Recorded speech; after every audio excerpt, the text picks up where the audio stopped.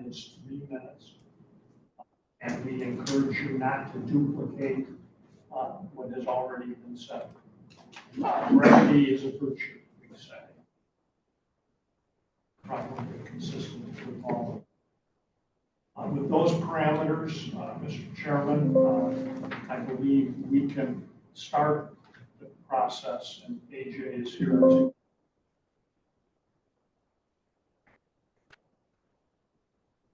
process of working with the communities. There's a few comments before we turn it over to AJ. Sure. Thank you all for being here today. As I'm sure all of you will remember, if you were at our June meeting, I presented a summary of our forthcoming comprehensive strategic plan update. And chief among those recommendations were the creation of a land development entity that would essentially facilitate the return of contaminated and challenging properties to the market for redevelopment. So today in this hearing, we will take the first steps towards creating that land development entity. I would like to turn the floor over to our Director of Economic Development, EJ Bittner. He will for the land development entity and outline the steps that we have taken to get here today. Following that, we will invite comment from those in attendance on the proposal we're hearing today, and finally ask the board to consider a resolution in favor of the land development entity. So AJ, if you're ready, the floor. Chair, and thank you, board. As a brief introduction, I'll go over the presentation. I'll try to keep it as brief as possible. It won't be 3 minutes. But, how did we get here? What is a land development entity? An example of a template for the organization itself, and what are the reasons that North Indiana needs an LDE and the next steps in the process? Talking about how did we get here, what we mean by that is how did we arrive at this conclusion? Process, which is the new comprehensive strategic plan for the RDA.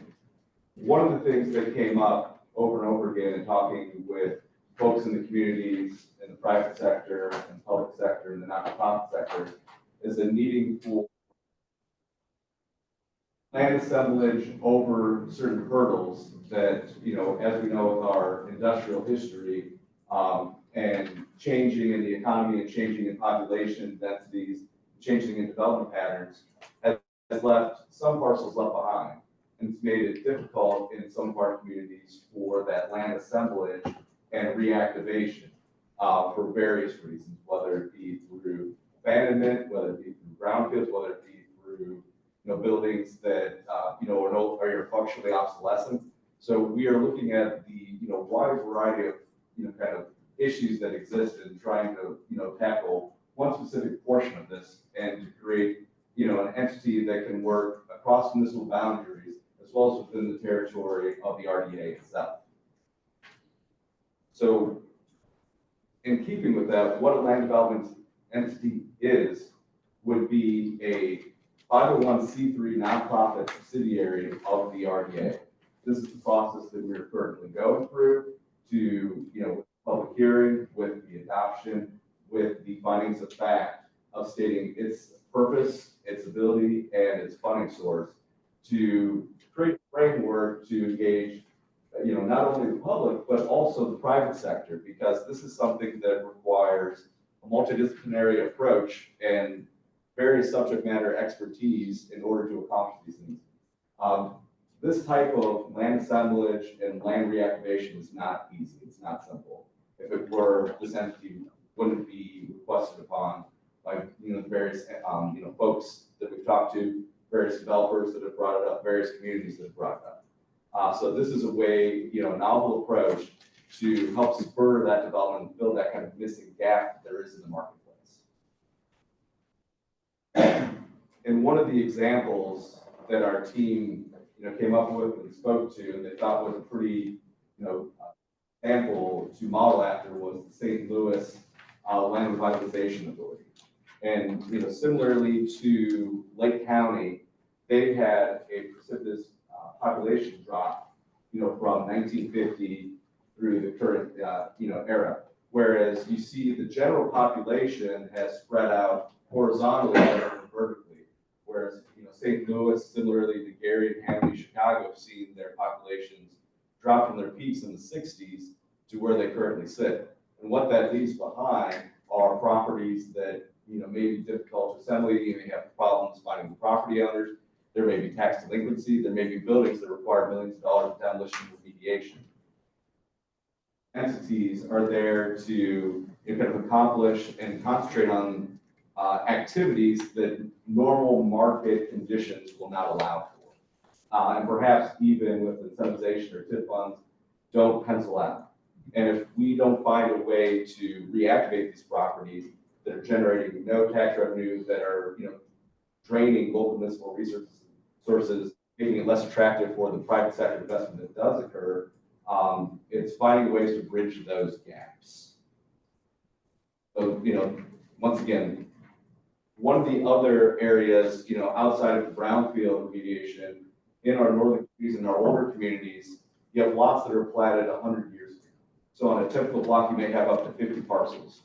If you're trying to do any type of meaningful land assemblage, that requires acquiring all of those parcels, working with the local municipality, working with the individual property owners that may still, own those properties, and working with them to figure out, what is a reasonable redevelopment of that site? What is the shared vision for reinvestment in that particular piece of property? It requires a lot of coordination, both of the public, private, and nonprofit sectors. So the entity itself is, filling one of those roles. It's not filling all of the roles, but it's filling the one where perhaps those other organizations or entities don't either have the capacity, wherewithal, the expertise to work through some of the issues that may exist. And in, going through this, there's the business case, but also, looking at the individual stakeholders within the communities. And so what we included in this presentation are a couple of quotes from folks that, when asked about it, what they need, what they want. And we think this is a pretty, kind of powerful testament to, why there's a need for an entity such as this. I believe everyone has a copy of the presentation. I don't know if you want me to read some of those quotes, or I'll go ahead and move on to the next part. Whereas the board itself, in considering the land development entity and considering approval of the resolution itself, will be adopting findings of fact.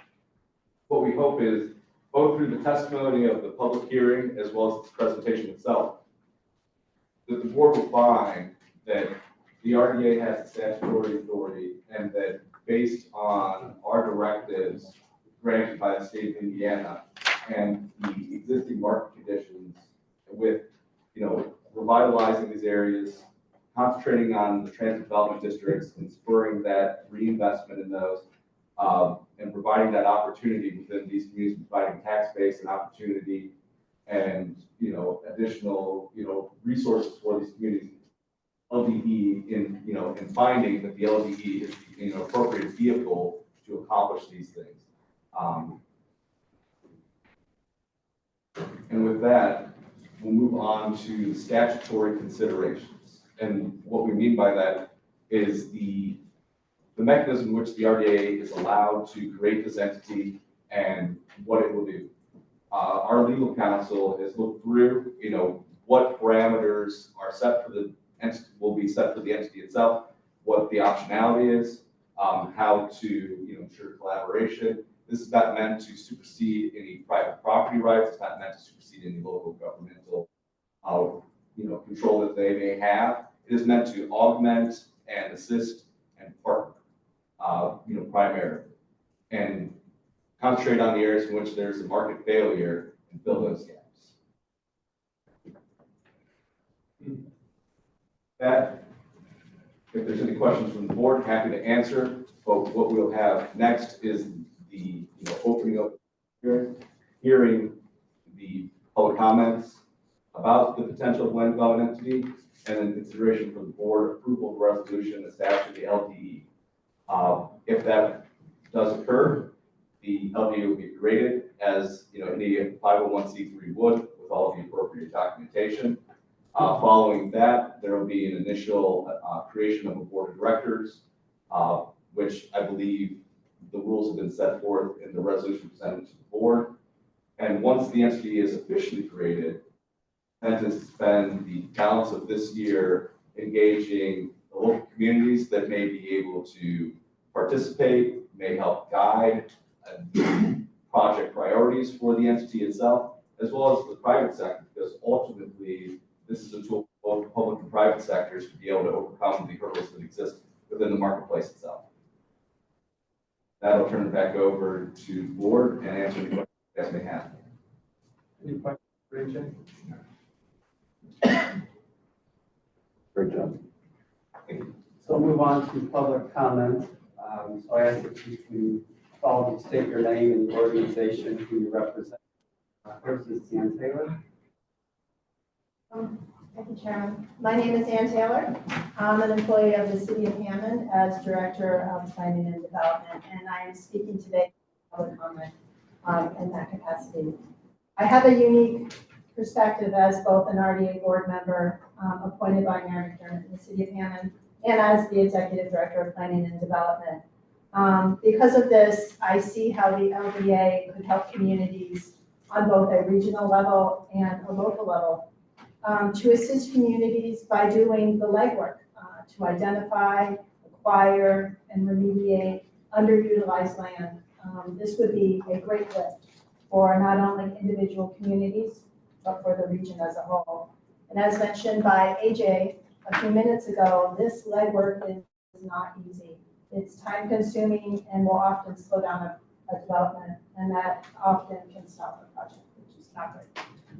The RDA has identified the need for this support, and I and the City of Hammond look forward to working with the staff on this initiative.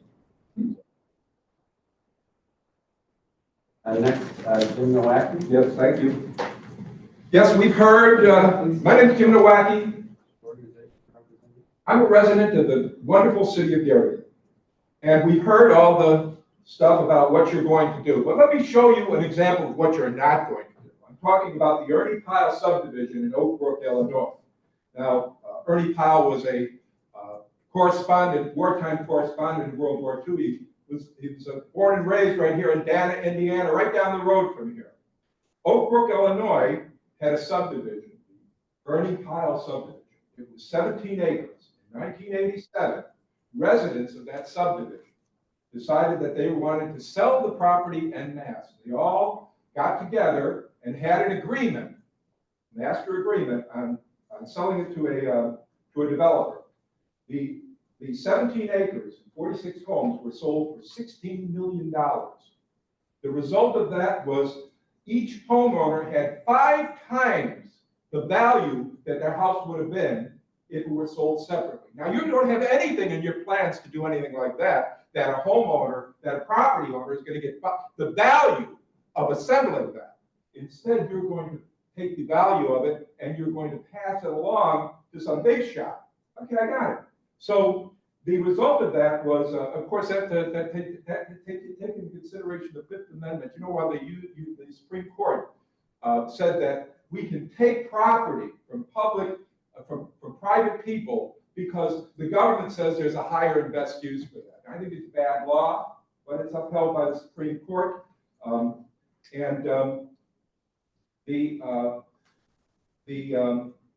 what this example shows is that even large groups of sellers can work together if they're not cut out by corrupt government violating the notion of private property rights.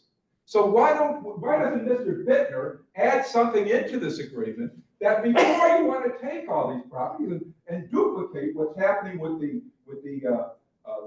land banking done by the Gary Sanitary District, the Little Cal, the airport, the city, the parks, the redevelopment commission, which Mr. Bittner is familiar with, the Port Authority, the RDA now? How many people are going to be doing this land banking? When the best results, if we want to talk about the best results for property owners, not your friends, not the people who are going to come in here, take you all out to expensive lunches. But if we wanted to help the city of Gary, because this is all about the city of Gary, you showed it right on the property, where all the properties are divided. This is about property in the city of Gary. The Please don't pretend that this is going to be region-wide. It's about the city of Gary. You all know it. I all know it. Let's be honest. And the fact is that if we use an example, not only that the Ernie Pyle subdivision used in 1987, but are being used all over the country.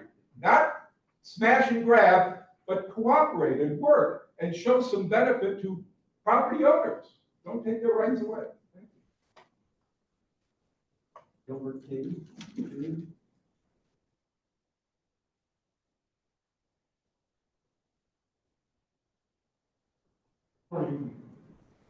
By way of introduction, my name is Gilbert King.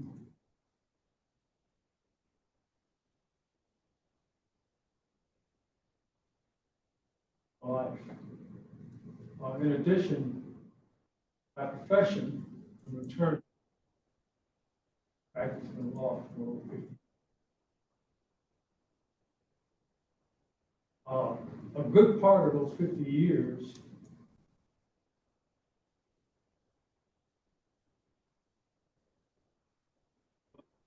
airport, a certain aspect. During that period of time, learning just how we acquire property for development. It's very difficult. I think that this entity, fantastic job in helping to acquire property for the whole region, but I think I stayed.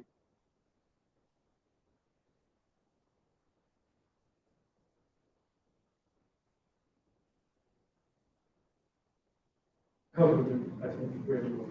Thank you. Kathy Luther.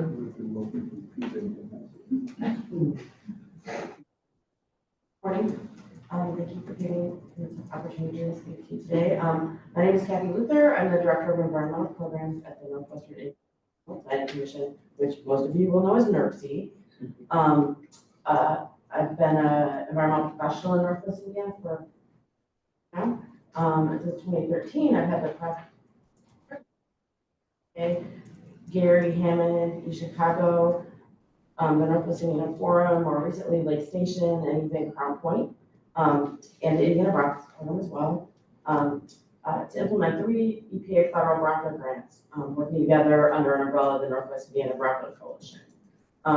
Between that time, EPA invested $2 million in our coalition, and I want to tell you a little bit about some of the successes and challenges, but in the interest of brief, I'm really going to hit the high points of some of the challenges that I think that this land development entity can really help solve, or at least mirror. So with that $2 million, we provided some degree of federal funding to close to around 40 project sites. Probably maybe a third of those ended up with a successful redevelopment project, or at least resolution of an environmental issue that was present. The 2 projects that we used the loan fund for, with loaned out, most of it has been paid back. We had an $800,000 grant, so we actually made a little.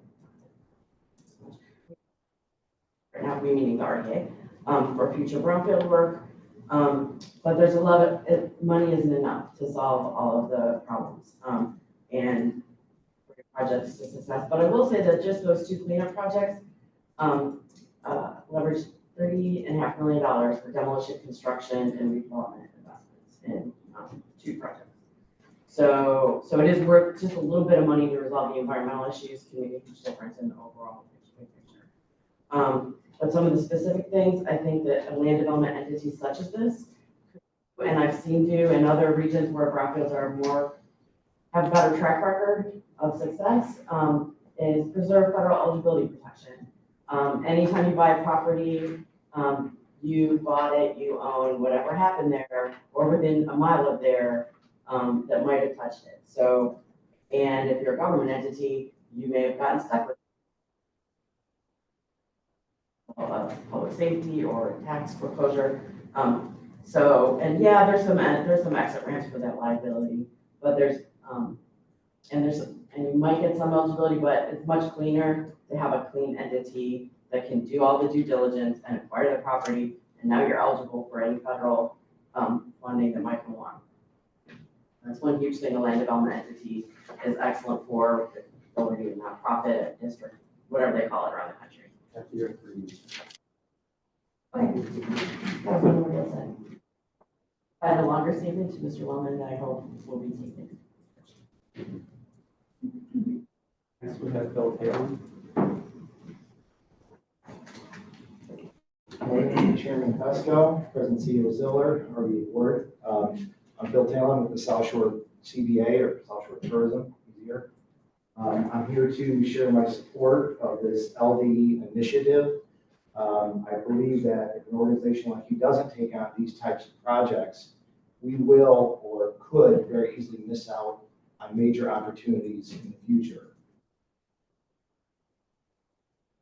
My previous role with the City of Hammond, we did a very similar initiative, not exactly the same, but we hired property of what was formerly known as the River Park Apartments. And we had a hearing just like this, and we had people stand up who told everybody there that with government's involvement, ultimately, this is going to fail.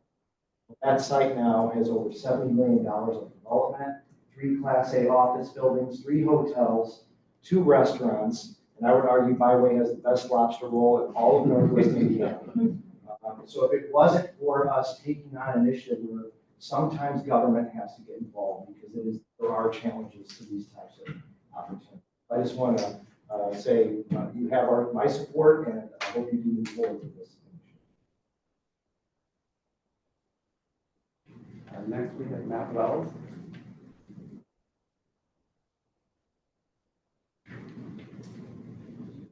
Morning, everyone, Mr. Chairman, Board of Directors. My name is Matt Wells. I'm the President and CEO of One Region, which is a civic coalition of local chief executives, business owners, and foundations to drive economic and community advancement through regional. I am here to express my strong support for the creation of the land development entity as a nonprofit subsidiary of the RDA. From One Region's vantage point, working closely with the private sector and through the Greater South Shore Initiative, with many entities across Northwest Indiana, the RDA included, from the Regional Planning Commission. Be clearer. We consistently hear from developers, investors, and site selectors that Northwest Indiana has enormous potential to continue to face certain stubborn barriers, fragmented land ownership, environmental legacies, and lack of sites at the scale and readiness the market demands. Addressing these barriers head on, we risk leaving transformative investment opportunities on the table. LDE represents exactly the kind of added capacity and expertise that can move the region from catalytic growth. By assembling and stabilizing challenging properties, managing environmental remediation, and leveraging layered funding streams, whether through TDD incentives, opportunity zones, or other federal programs like BUILD and TIFIA, LDE creates a pathway for complex redevelopment projects that local governments and individual municipalities simply cannot manage at the necessary scale or pace. On the region's ongoing work with numerous institutions on the Greater South Shore Initiative, we are positioning to compete nationally and internationally for new households, new employers, and new advanced industries. That strategy depends on having developable land ready to go. Private sector is prepared to invest here, but they need a partner that can clear the hurdles of assembly, remediation, and financing so that sites are not just aspirational, but actionable. The LDE provides precisely that partner. I applaud the RDA for taking this step, and I want to underscore how complementary this is to our broader regional strategy. With the commuter rail expansion now nearing completion, we have a once-in-a-generation chance to reshape the trajectory of all of our communities. The LDE is a missing link that allows us to translate transit investments into new development, new housing, new commercial corridors, new economic engines for the region. After One Region and the private sector partners we engage daily, I urge you to move forward. Bold, necessary, and practical step towards unlocking Northwest Indiana's full potential.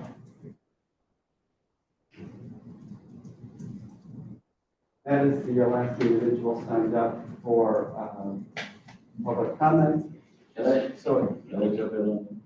I didn't sign in, but can I speak?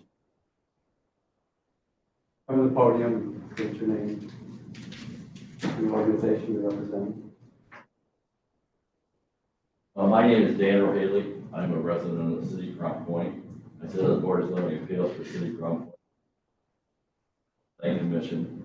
But the biggest thing is I worked in the title insurance industry for over 50 years. I noticed, but I started when I was 6. And what we're really going to, and I sit on the Lake County Task Force, Housing Task Force, and we have these challenges all the time. And I've witnessed it through my career at the title company. Redevelopment Commission was going to be the bane of everything. It was just going to be the greatest thing since sliced bread. And what happened? The redevelopment commissions have become so involved in process that they bog down. It's the process that nothing gets done. So they created the land bank. So what's the land bank? The land bank is even worse. So what we were doing at the Task Force Alliance is exploring exactly this type of entity. This type of entity gives you the flexibility to do what you. I rise in support, hearty support of this. It's the process that needs to be refined, and this will do it. Thank you very much.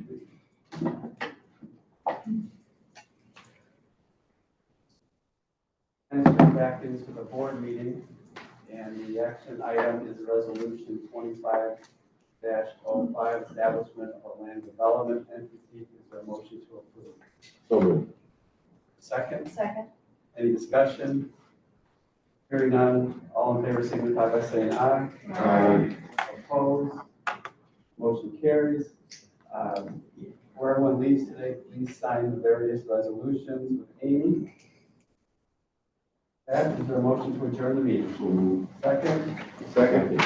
all in favor say aye. Aye. We are adjourned. Thank you, everybody.